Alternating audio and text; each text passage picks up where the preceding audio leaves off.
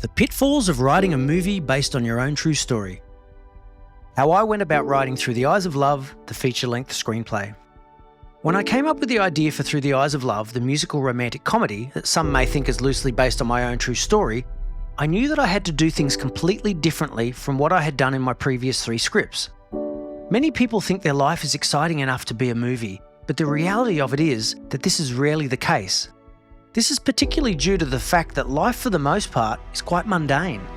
Add to this the realisation that we are too close to our own life emotionally, that the things we may think are interesting are actually batshit boring and in turn would cause readers to lose interest very quickly. On the other side of the coin, writing what you know about always gives authenticity to a script, but this is the contradiction that I was faced with in getting the balance right. To make this happen, I decided that I would need to construct the screenplay in 2 parts. Firstly, I extracted a few key points of my story, and in particular my feelings regarding the loss of my beautiful girlfriend Breeana Robinson.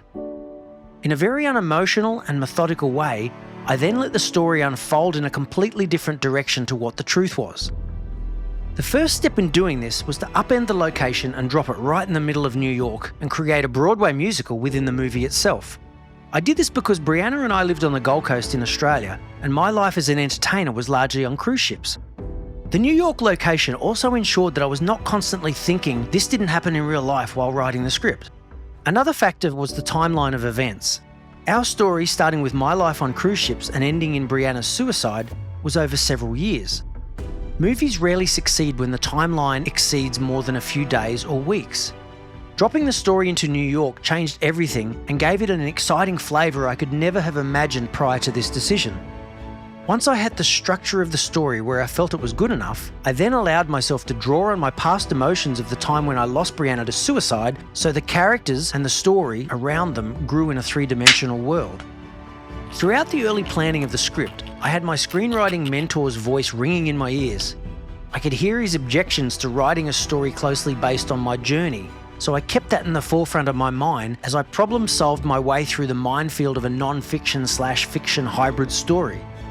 One thing that took a little adjustment was creating a character that was even slightly based on me that was somewhat unlikable. The secret to any hero in a movie is that they are flawed. Now, I have plenty of flaws, but to make them interesting enough for a character, I had to take them to another level, and that is a confronting process. We all want to portray ourselves in a good light, but that wouldn't be interesting to anyone in Hollywood. The other thing that took some adjusting in the script was the nemesis.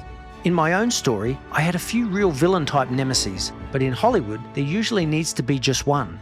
This meant that I had to combine a few characters into a really interesting villain whose backstory is only revealed very late in the movie.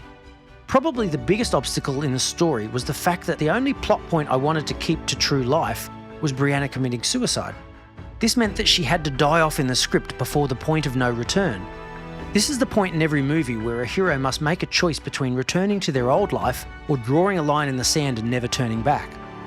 Once I had made the commitment to that plot point, it was then that I realised that the story was about a son and his strained relationship with his biological mother, with the girl being the catalyst for his change. The backstory of the relationship between the hero and his mother was always in the script, but it was only when the shift to bring it to the front of the story came about subconsciously that the overall hook came to life. The story is essentially about how we frame things in life dictates how we see them. The legally blind character of Virginia, based on Breeana, despite having many challenges in life, sees the world through the eyes of love.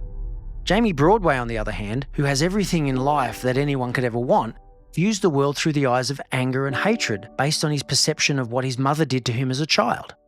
It's only when Virginia inadvertently shows Jamie that being blind is not as bad as having sight with no vision, after he loses her, along with everything he took for granted in life, that he sees the world through a different lens, through the eyes of love.